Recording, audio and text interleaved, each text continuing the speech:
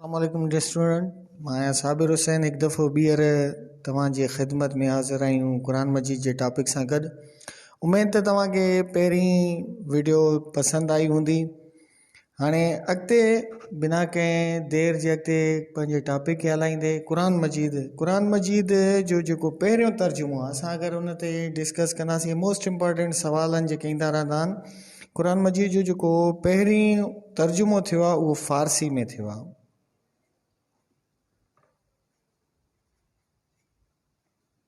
पहिरियों तर्जुमो फ़ारसी में थियो आहे ऐं उन जो वरी उर्दू में पहिरियों तर्जुमो कंहिं कयो आहे। उर्दू में पहिरियों तर्जुमो शाह रफ़ीउद्दीन कयो। कंहिं कयो? शाह रफ़ीउद्दीन। ठीकु आहे स्टूडेंट। हाणे इहे सुवाल तक़रीबन ईंदा रहंदा आहिनि, इन जे करे मां कोशिशि कयां थो त तव्हांजा उहे कॉन्सेप्ट्स क्लियर कराईंदो वञा। हाणे जेका शुरूआती क़ुरान मजीद जी पहिरीं आयत, शुरूआती याने पहिरीं आयत सूरह अल फ़ातिहा, इनखे सूरह अल हम्द बि चयो वेंदो आहे ऐं इन जा टे नाला दुआ वारी सूरत बि यानी चयो वेंदो आहे। ठीकु आहे। आख़िरी जेका सूरत आहे उहा सूरह नास आहे।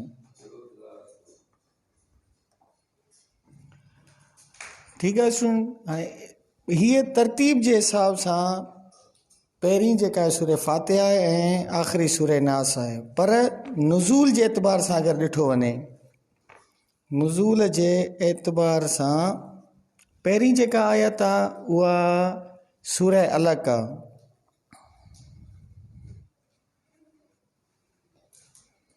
ऐं आख़िरी वरी सूरह नसर।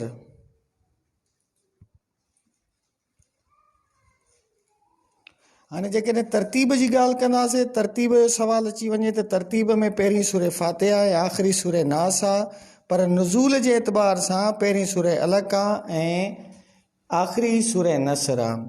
हीअ जेके आख़िरी आयतूं, वरी कॾहिं कॾहिं इहो बि सुवालु ईंदो आहे त आख़िरी आयतूं कॾहिं नाज़िल थियूं। आख़िरी जेके आयतूं आहिनि उहे हजतुल विदा जे मौक़े ते नाज़िल थियूं, हजतुल विदा जे मौक़े ते। ऐं इहो बि कॾहिं कॾहिं सुवालु ईंदो आहे त पहिरियूं आयतुनि जो जेको हज़रत जिब्रील अलैहिस्सलाम असांजे नबी सल्लल्लाहु अलैहि वसल्लम ते पहिरियूं आयतूं खणी आया, उन्हनि आयतुनि जो तादादु 5 हुयो। पहिरियूं जेके आयतूं असांजे नबी सल्लल्लाहु अलैहि वसल्लम ते नाज़िल थियूं उन जो तादादु 5 हुयो ऐं उन खां अलावा आख़िरी जेके आहिनि उहे हजतुल विदा जे मौक़े ते नाज़िल थियूं।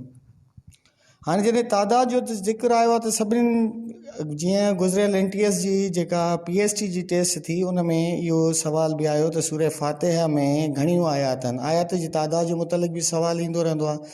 सूरह फ़ातिहा जी जेका आयातुनि जो तादादु आहे उहो 7 आहे ऐं सूरह नास जी जेके आयात जो तादादु उहो आहे 6। अहिड़े ई तरीक़े सां असां वटि क़ुरान मजीद में जेका सभ खां वॾी में वॾी आयत, वॾी में वॾी जेका आयत आहे उहा सूरह बक़रा आहे। सूरह बक़रा आहे जंहिंजी आयात जो तादादु 286 आहे ऐं नंढी में नंढी जेका आयत आहे, नंढी में नंढी जेका आयत आहे असांजी उहा सूरह कौसर आहे जंहिंजी आयात जो तादादु 3 आहे।